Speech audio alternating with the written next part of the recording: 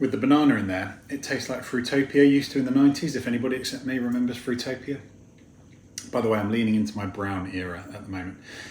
Anyway, I built most of this stuff behind me and around the shop last year when I did my big workshop reorganisation. Link to the video if you haven't seen that. And some of these drawers are still sitting empty. Even some of the big drawers still don't have anything in them at the moment. But why let that stop me from building even more shop storage?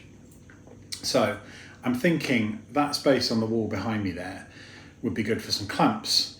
And Lidl recently had their cheap F clamps in, which are great value and you can never have enough, etc, etc. I'm a big fan of storing things on the walls, but I also like to have some depth. I feel like it really maximises the space. If you can have layers of things extending off from the wall, then you really, really use that space well. So what I'm thinking is I'm going to build a shallow wall-mounted cabinet, about 150 mils of usable space inside it, with doors on the front. And then I'll do the clamp storage on those doors. But that does mean that the doors are going to have to bear quite a bit of weight. So I'll talk about hinges and how I'm going to do it later on. But for now, I'm going to get some 18mm plywood and start making a carcass for that cabinet. God bless B&Q's timber cutting service. I love it. And the boot of my car is pretty big, but I couldn't get a whole sheet in here.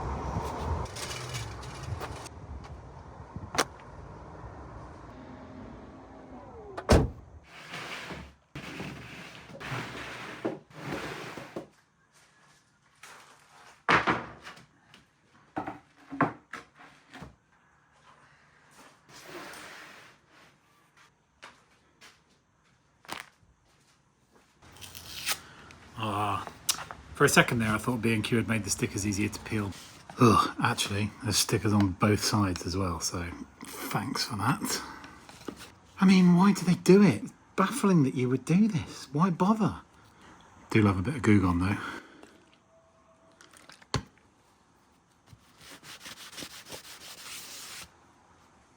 Slightly annoying update. I mean, the Goo Gone is brilliant for getting rid of sticky residue type stuff, but it has left a mark. I thought it would just evaporate off the wood. Clearly it hasn't, so maybe it's not the best stuff to use for that.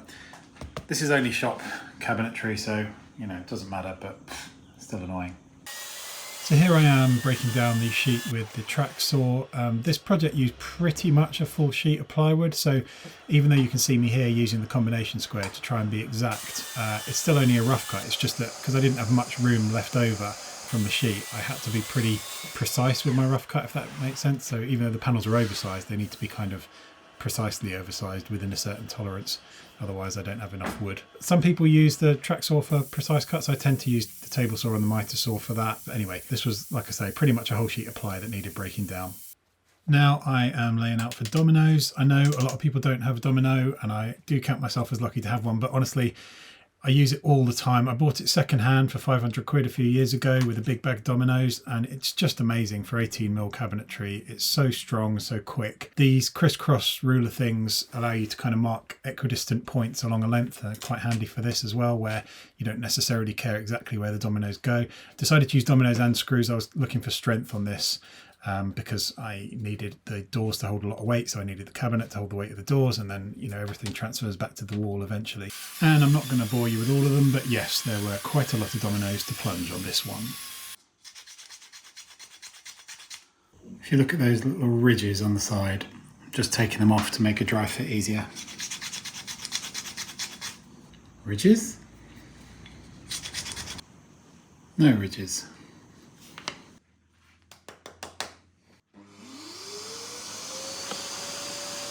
I'm doing a little bit of a dry fit just to measure up for the sides, but let me just explain a bit about how this is constructed before I talk about the sides. The back of the cabinet is going to be one solid piece of 18mm ply that's going to sit within the carcass. That's going to attach to the wall, and obviously it needs to be pretty sturdily attached to the wall. I can attach the sides in two ways. I could either attach them like that, and you would see visible end grain of the ply, but I don't really care about that because this is a shop cabinet. Or I could attach it like that. And I think that way is going to be stronger, because if I attach it like that, the weight of all the clamps on the doors is going to be trying to pull this piece away from the wall, like pull the dominoes and the screws out. Whereas if I do it on the side like that and attach through that way, that weight trying to pull it away from the wall would have to shear the dominoes and screws. So I think that's going to be stronger. But what it does mean is the back has to sit within the carcass. So here's the back. That's one piece of 18mm ply. This is the top, that's the bottom. The dominoes all around the back are all going to come out from the edge grain, the end grain, whatever. The sides I'm going to put on like this, so it will hide all of the exposed plywood end grain. But it does mean the side is going to have to, just got a splinter, there we go. The side is going to have to attach in on 3 faces. So this face, and this face. So instead of the normal 2 you would have with the carcass and then fit the back on afterwards, I've got to be quite precise with the length of the side so that it is exactly right for the dominoes going in here, here, and here. But as I say, that should be much stronger because if you imagine the doors are going to be on the front here, the weight that's trying to pull things away, to pull that side away, the hinges are going to be on the side by the way, to pull that away, it would have to shear the dominoes and screws that are in here. So should be fairly strong hopefully, just means I have to be a bit more precise with my measurements.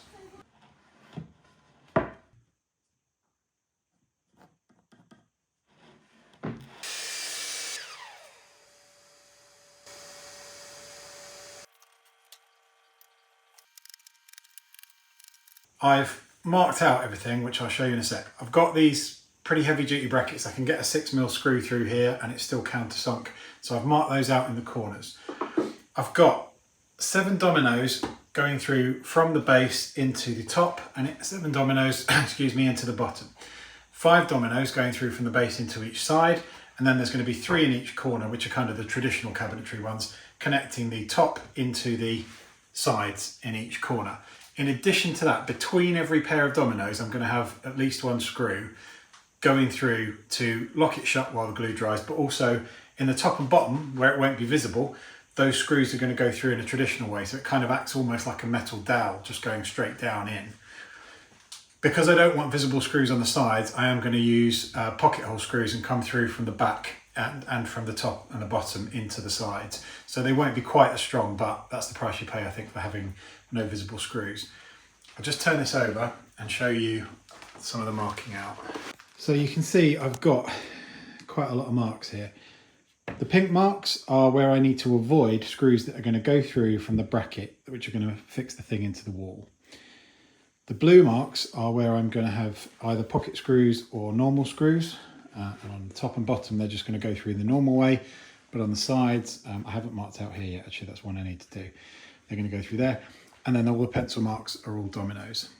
I still need to do these dominoes. I've just marked these up. I need to do the dominoes that are going to connect the top into the sides. So I'm going to do that off camera now because it's late at night and I need to just get it done. All the dominoes are now done. All 36 dominoes are in there.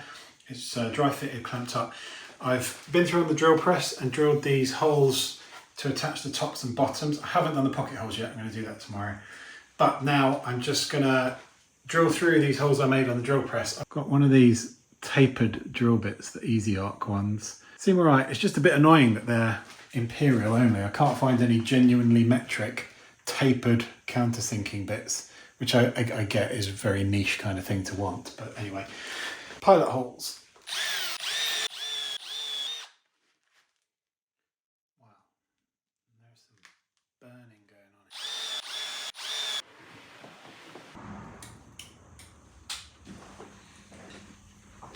on. Right, I've slept on it and I've decided I'm going to do a French cleat instead of using these brackets in the corners. Well, I wasn't just going to use the brackets, I was going to fix through in 5 places, but with the brackets in the corners. And I still think that would be plenty strong enough. But I like the idea with a French cleat of doing it, being able to take it on and off the wall just to get things right while I'm messing about before I fix it properly. So I'm going to do that. But the first job of the day is to get this middle brace piece, which is going to go in the middle, fitted. I'm not going to put it in properly until the very, very end because I want to be able to get shelves in and out. So get this fitted, mark it up, and then I'm going to take it all apart, drill the pocket holes, drill the shelf pin holes, and then see where I'm at.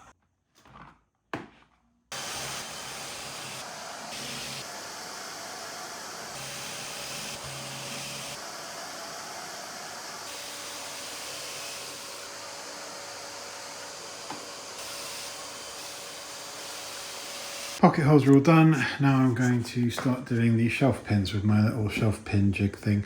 I do like this jig, but I wish there was a better way to clamp it down. It's not really very easy to do that, but anyway, onwards and upwards.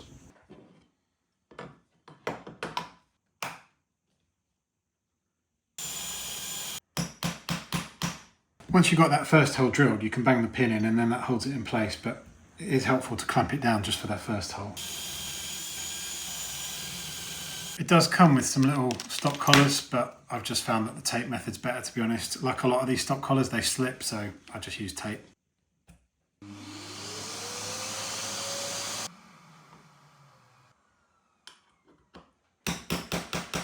Then you can just use the pin to move it along the holes and do as many as you need.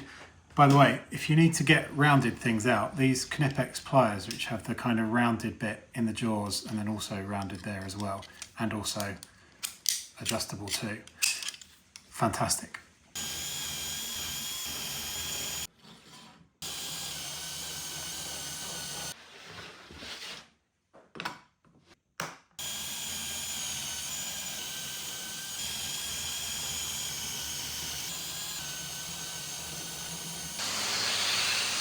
And there we go, a nice full range of shelf pin holes ready to be sanded. Obviously, I do know that's overkill, like quite often you only need like 3 or 4 in the middle or whatever, but I like to have lots, especially on shop furniture. I think it's visually pleasing and gives me lots of options. The middle brace piece is a bit more difficult, and the back will be as well, but this is where having something like the match fit system comes in really handy, I have to say. Again, not sponsored, but especially these clamps, because the lever ones kind of lean forward and get in the way of each other a bit. And this is what I've come up with for the back, basically clamping a long bar across, remove the little nubs from the bottom that inset it from the edge so that it lies flat on the piece, and then just kind of clamp a caul across. That will be my last piece for shelf pin holes. Just marking up screw holes for the middle brace. And I know I mentioned it before, but these little tiny metric setup blocks, that's exactly 10 mils, exactly 20 mils, exactly 40 mils, but you can also get 15, 30, 60 and 25, 50, 75. They're just brilliant. Like, there's no particular location here where I want them in, but just to come in the same amount from each side, so 10 mil from each side of this. It's just so useful. In this case, I actually do want a specific distance in from the edge because it's 18 mil ply. I want to come in 9 mil, so I will do that. And there I've got my holes. Genuinely metric setup blocks. Very accurate too. Let me grab my calipers. All right, these are Mitutoyo calipers, so not shit calipers.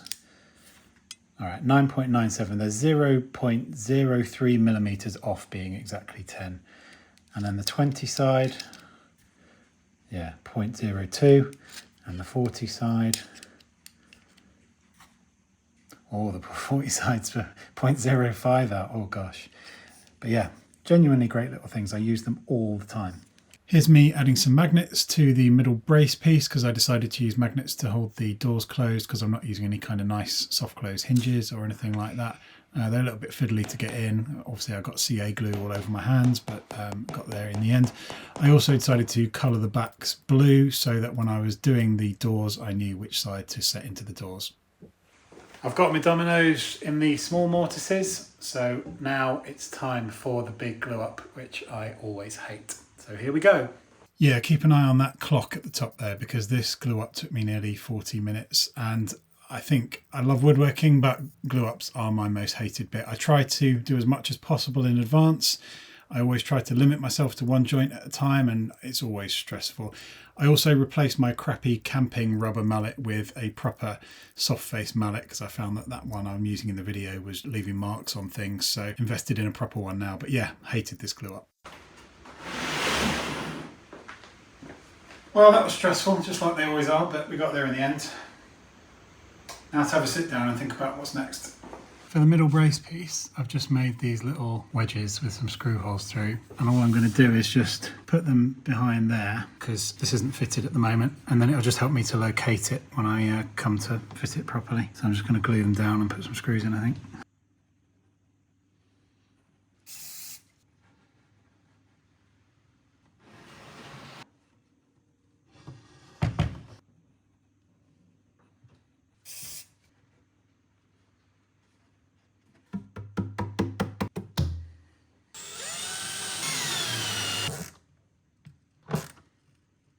Next I cut the cleat, and I had a nice long scrap of 100mm wide 18mm ply, which is pretty much perfect, but I did have to open the garage door to get enough in feed, because without it I don't have the space to feed stuff into the table saw. That's the cleat cut, and that's the first time I've used the maths where you take the width of the strip, subtract the thickness, and then divide the rest by 2, and that is what you set your table saw fence to while the blade's at 90 degrees. That's the distance away the fence needs to be before you tilt it. In order to get the 45-degree rip bevel down the middle, and I have to say it's pretty good. There's about a 1mm difference perhaps in them. In my case it was a 100mm strip, pretty much exactly 18mm thickness, so I ended up setting the fence about 41mm away. Of course, doing this cleat means I probably didn't need to do an 18mm back. I probably could have got away with a thinner back on it, but never mind. I've been doing a bunch of cutting and drilling for cleats and stuff that's going to go on the back, but that's not very interesting, so I didn't film that. But I'm finally at a stage where I'm starting to think about doors now. So what I've got are these 2 doors here. I've also fitted this kind of bottom ledge onto the Carcase as well that the doors can sort of rest on. I am giving it a gap, but if the weight of the clamps and stuff on the front was going to make them sag, then there's a ledge there to support. I mean, it might just treat the symptom rather than the problem, I don't know. Also, there's quite a lot of screw holes in the middle here, but 2 of those go up through for the middle brace, but it's pretty well fixed on there anyway. So doors, I know this Carcase isn't truly square. I'm trying my best, but I measured the diagonals, it's about 3mm out. I ain't gonna cry about it. What I'm gonna do when I cut the doors, I'm deliberately not gonna use my track square or the table saw, because I'm just gonna mark around. I've got the doors kind of offered up where they're gonna be with the correct spacing. I'm going to mark around the underneath and cut whatever those lines are with the track saw, but without using the square. And then if the doors are slightly rhombus shaped or whatever, it is what it is. They're going to match the Carcase. So yeah, get on and do that, and then I will talk about hinges.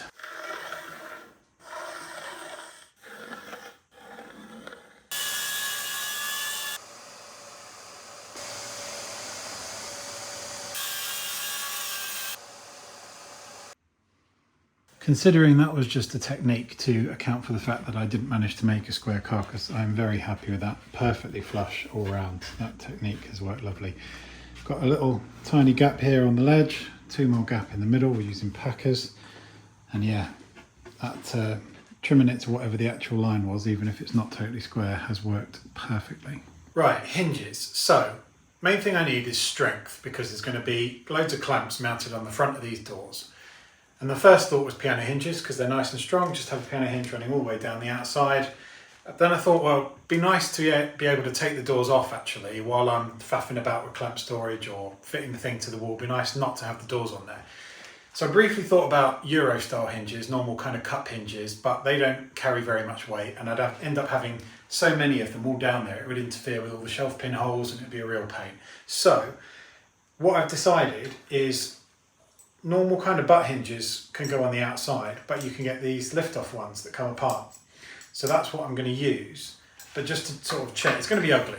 I know it's going to be ugly, but I don't care about that. I did make a little mock-up. Hang on. Here's my little mock-up cabinet out of OSB, and I've used a magnet there and a magnet here because I figured I'm going to need to keep the doors closed with magnets, because with Euro hinges you get the soft close and everything. I won't have any of that. The only slight thing with these lift-off hinges I've got, they don't really have any countersinking even on the normal side, but I'm going to be using them that way round because they do sit flat, like if I just shake.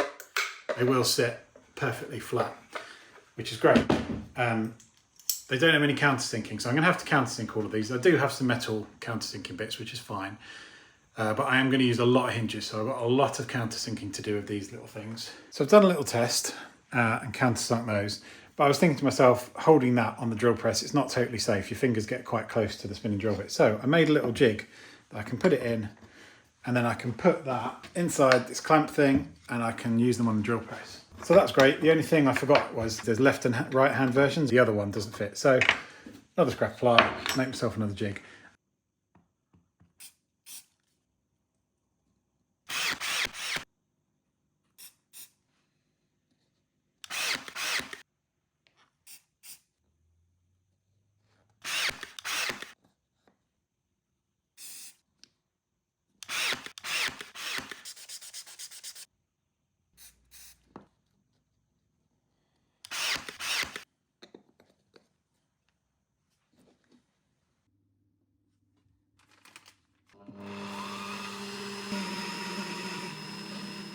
While you're just watching me drilling, can we just talk about how good this style of countersink is with the slotted bit in the middle?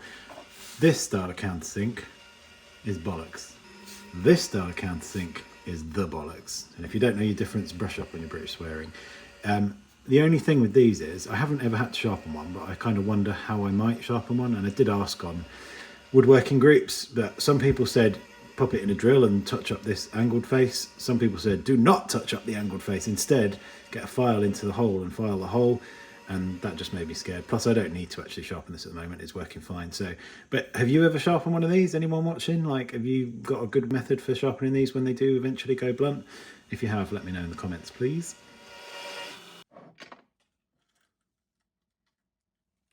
And this was the state of the little jigs afterwards, pretty greasy. I bought some actual cutting fluid for this. I've previously just used 3-in-1 oil or WD-40, but things were getting quite hot, so I needed some proper cutting fluid, but not sure I could be a real metal worker. It's pretty messy, to be honest with you. Right, it's another day.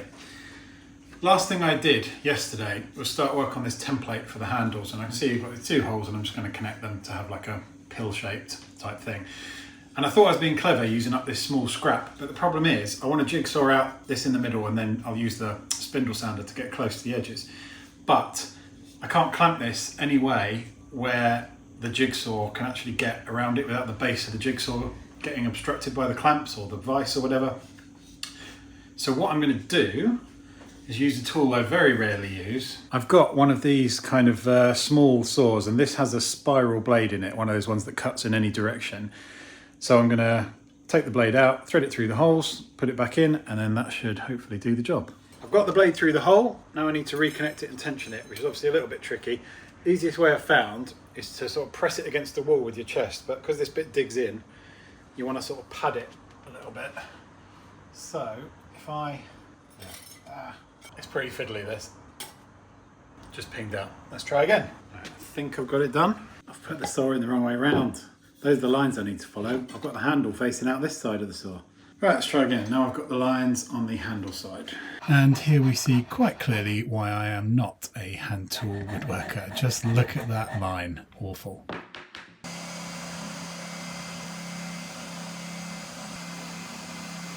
There we go. I wouldn't say it's totally perfect, but it's going to be good enough. What I'm going to do is probably have it on like a jaunty angle on the doors, like probably not 45 degrees, but maybe something like that. Yeah, something like that. And these pieces are big enough to jigsaw, so back to power tool woodworking.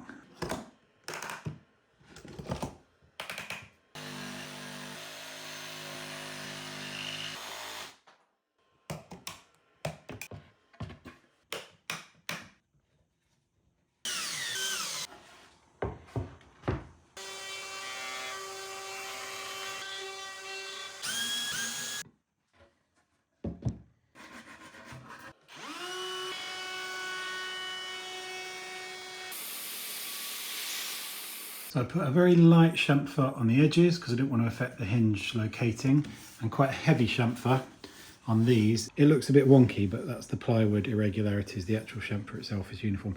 I also put heavy chamfer on the front of the shelves as well. So now I need to do a bit of sanding, and amazingly, it's not a terrible day outside. For the first time in quite a while, it's not peeing down with rain. So I think I'm going to use my outdoor workbench for this. Yeah, the outdoor workbench that I made in my last video. It's nice to be able to give it an outing so soon. Truthfully, the sanding on this cabinet wasn't actually too bad. Nothing like as bad as the outdoor workbench itself. But anyway, nice to be able to use it. Right, I've done all the sanding. Wasn't too bad. Nice to use the outdoor workbench. At this stage, I really ought to put some wax or something on, especially on the bits that are going to have things on them. But I just can't be arsed. I just can't be arsed. So I'm just going to leave it bare. Next thing I need to do is fit the hinges. When I get them fitted, I'm going to be clamping the doors in place while I fit them. And I did wonder whether clamping the door tight to the carcass and then fitting the hinges is going to mean that hinge is kind of pulling the door tighter than it naturally would. So what I'm going to do is just run a few layers of tape along the underside of this door, the side of the door that's going to be in contact with the carcass while I clamp it. Just so that when everything is released, when the clamps are released, there's still a little bit of a natural gap between the door and the carcass. So yeah, hinges. Okay, the door's in the vise. I've got the shelf clamped on to give a little backstop because I want the screw holes from the hinge to be in the centre of the edge grain. And if I use a 3mm spacer back from that clamped on shelf, I get those holes perfectly in the middle. I'm going to be using one of my hinge drill bit things to drill the holes. So now it's just a case of going through. Oh, and I need to make sure I give a 40mm, at least 40mm spacing between hinges in order for the lift off function to work. When I was countersinking those hinges on the drill press, I deliberately did it so they would accept a 4mm screw because I wanted the extra grip, even though hinges sometimes use 3.5. I think I used 4x60s here for a good bit of grip into the edge grain. And you can see I'm using my little metric setup block I talked about earlier to space them exactly 40mm apart as well.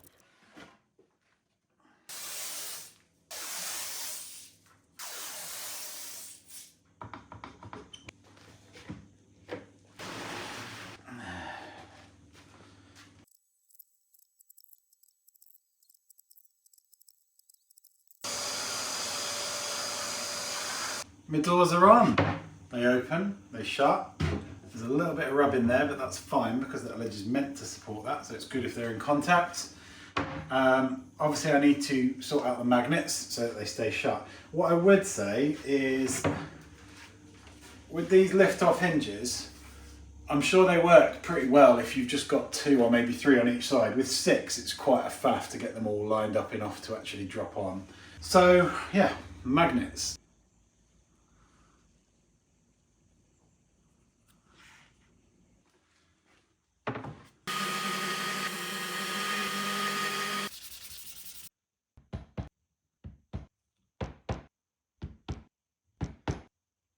Magnets are done. There's no soft close, obviously, because I don't have Euro style hinges. I'm pretty happy with how those magnets turned out. The only thing I'm wondering is I should maybe put some at the top, just because if I've got weight pulling the door away, like with clamps and stuff that are going to be mounted on there, at the top of the door will come away a bit. So I think I'm going to take the time just to put the same magnets at the top. And through the magic of editing, we now have magnets at the top and the bottom. Time to put a cleat on the back. Now, I said earlier in the video that I could have used a thinner back if I'd known I was using a cleat from the start, but I'm actually not sure that's true because even though I'm gluing it here, I do also want the whole power of the screws in there as well, and I have got quite a lot of screws in it. Finally, time to get it up on the wall.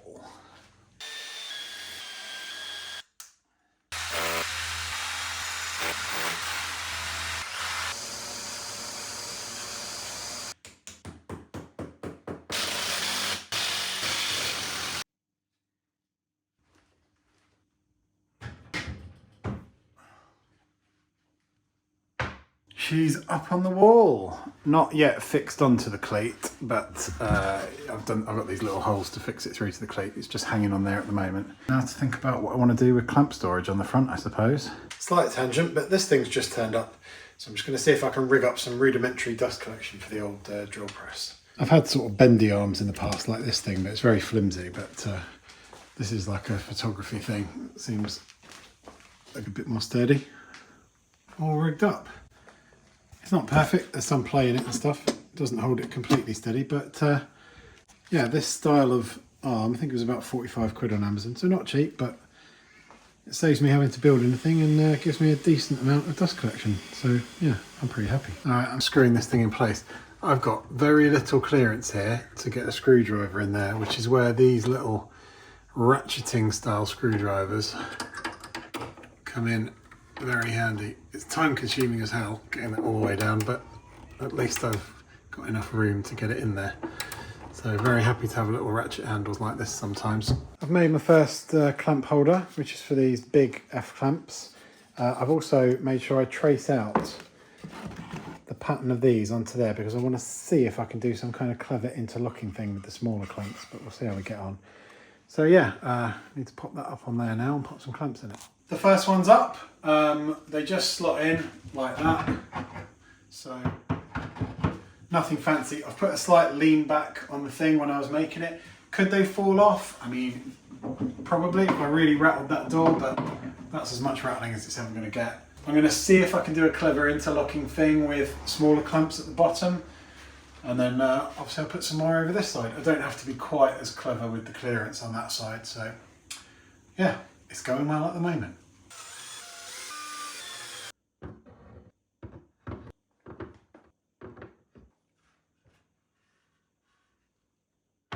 And that's the second one up. Decided to do it the other way up for that one because I want to have some clamps hanging down there. Here's something I didn't think about. I'm just making this kind of long bar for my quick grip clamps to just hang on like that. And I've got screw lines all along the middle there, but of course this is in the middle as well. What I should have done was put these screw holes further up or stagger them maybe. Anyway, I think I can get to them by just using a long bit like that, because I haven't got enough room in here even for a like a right angled driver head. Doesn't fit in there, so yeah, that's something I should have thought more about, but never mind.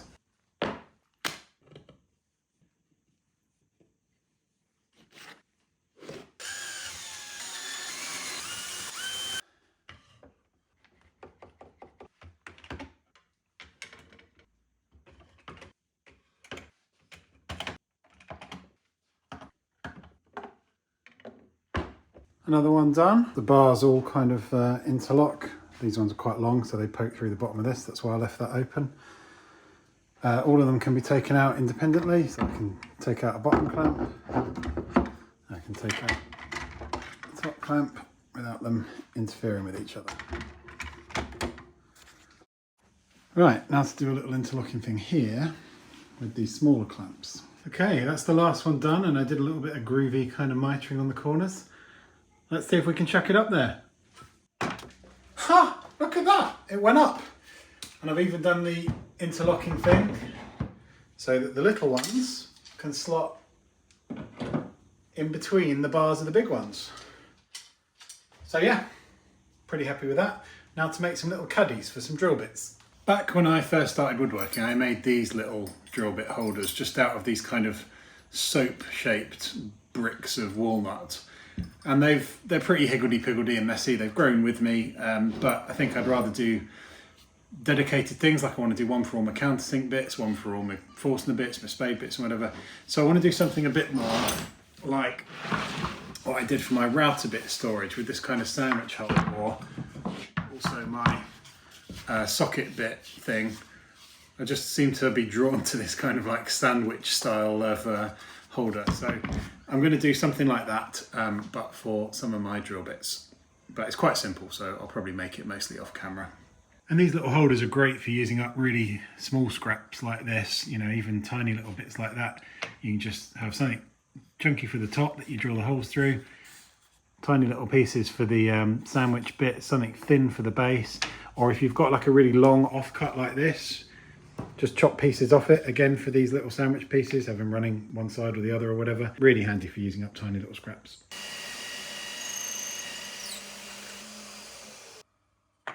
So that's the holes drilled. You could drill it while it's all assembled, but you'd probably get blowout on the underside, and even though it's just a little caddy thing for drill bits, I'd still rather it looked neater on the underside. I have got one more of these slotted countersink bits, but it lives permanently in one of my drills. But, you know, I'd still like it to have a little home. If it ever wants to come home, it's got a place to go. So there we go. Okay, basic construction is done. Just super glued and pinned. I could just leave it there, but just because I like the idea, I'm going to round off the corners. And just because I like to be honest about mistakes, here's two for you. So number one is that I managed to do the same thing I did in the last video on the other side and cut through my zero clearance insert and angle. So I've had to fix both sides. I suppose at least both sides match.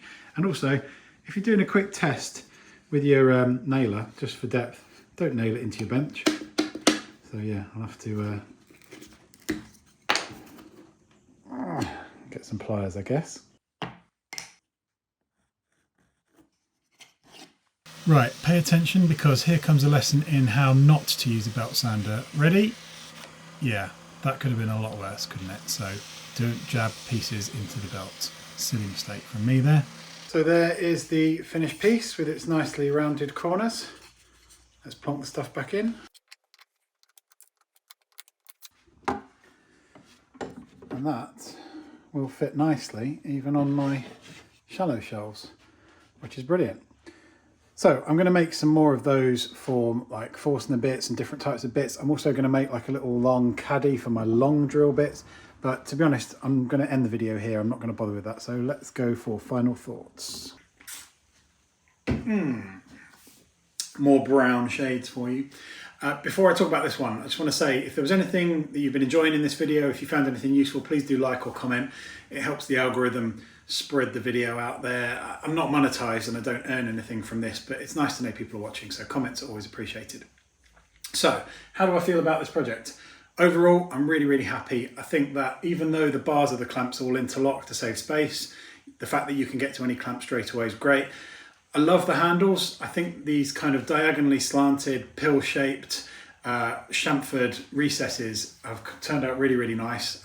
Even though the inconsistent layers in the B&Q plywood do kind of draw your eye a little bit with these wavy lines, I still really like how these turned out. I think they might be my new favourite handles, which is possibly the most boring sentence I've ever uttered. So let's move on.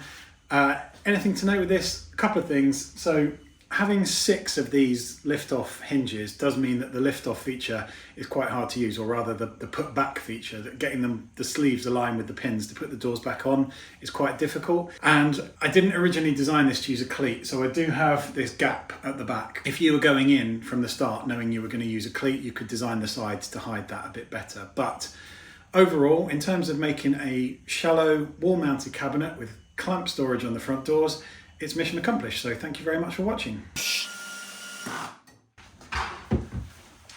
don't tell anyone, I'm going to do an edit. Uh-oh, that one's catching on the side a bit. We won't talk about that.